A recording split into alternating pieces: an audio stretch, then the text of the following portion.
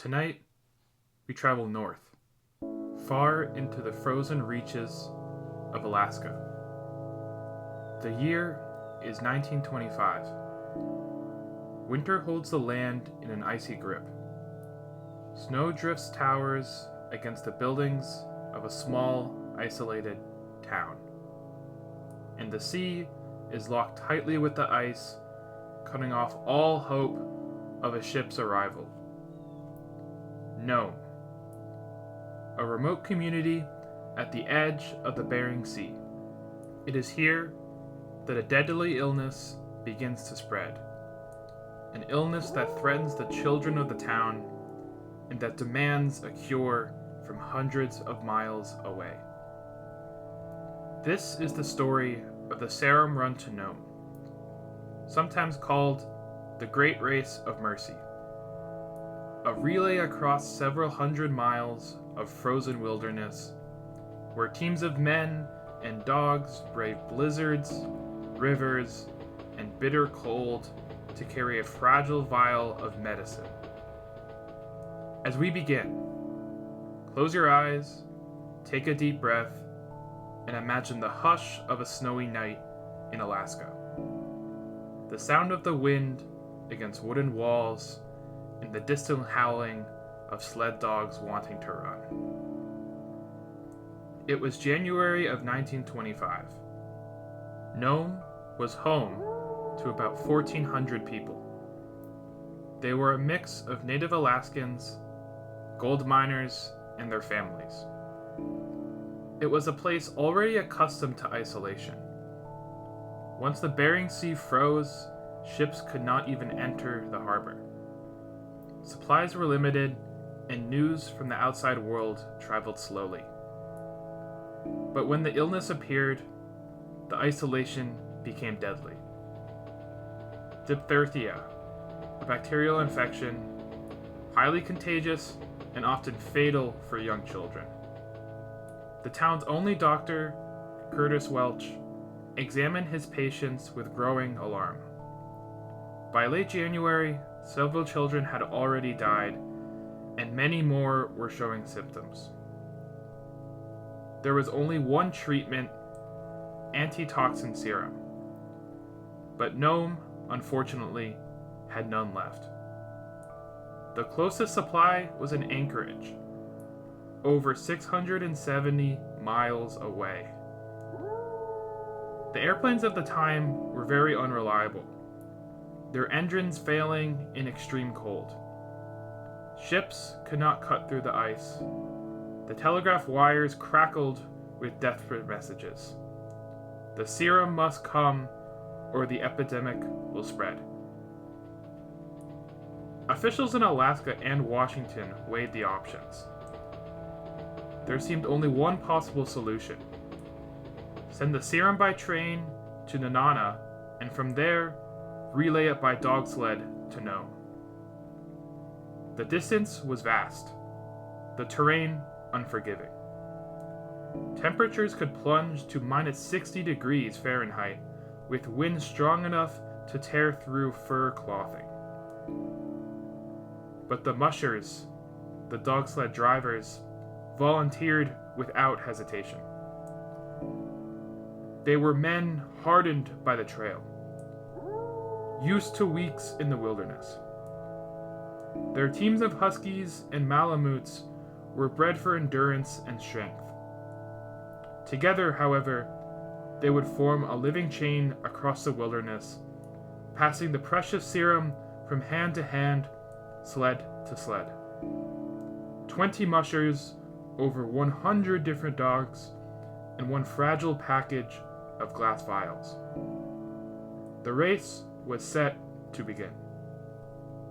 On January 27th, 1925, the train from Anchorage steamed into Nonana, carrying a small package wrapped in protective insulation. The serum was loaded into the first sled, and the relay began. The first musher pushed into the night, his breath freezing in the air, the runners of the sled hissing against the packed snow. Behind him, the dogs strained in their harnesses, eager to run. The trail wound through forests, across frozen rivers, and into the endless white of the Alaskan interior. Each man drove his team as far as he could, then handed the package to the next. At every stop, lanterns glow faintly in the dark, and new dogs stamp their paws in the snow, ready to leap forward into the storm. The cold was unrelenting. Some nights the air dropped below -60. Winds whipped across the tundra, filling every hollow with snowdrifts. Ice cracked beneath the sleds, and the trail disappeared under the blizzard-white skies. And yet, however, the serum moved steadily westward, mile after mile. Among the mushers was a man named Leonard Seppala. Born in Norway, he had come to Alaska as a young man and had become one of its greatest dog drivers. His lead dog was named Togo, a small but powerful Siberian husky, already famous for his speed and intelligence. Seppala was chosen for the longest and most dangerous leg of the relay. He would travel nearly 260 miles, crossing the frozen Norton Sound, where shifting ice could break apart at any moment, plunging dogs and men into the sea. Through howling winds and blinding snow, Seppala and Togo pressed on. They ran through the night, guided only by instinct and the dog's keen sense of direction. At one point, the ice beneath them began to crack, opening dark channels of water. But Togo led the team forward, leaping from floe to floe until solid ground was finally reached. By the time Seppala had handed off the serum, both man and dog were near exhaustion. They had traveled further than any other team, and through conditions no one else dared to face. The final leg of the relay fell to a musher named Gunnar Kassan. His lead dog was named Balto, a husky with dark fur and a white muzzle. Through a raging blizzard, Kassan drove his team into the night. Winds gusted so fiercely that he could barely see the trail ahead. Snow had blinded him, stinging his eyes. At one point, the sled even tipped over and the serum was buried in a snowdrift.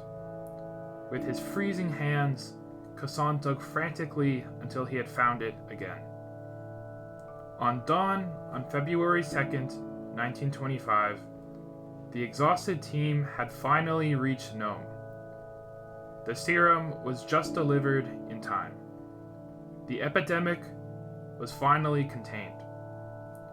Countless lives were saved.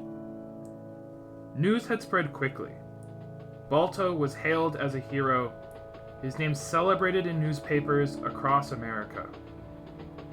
Even in New York City, a statue of Balto was raised in Central Park, where it still stands today.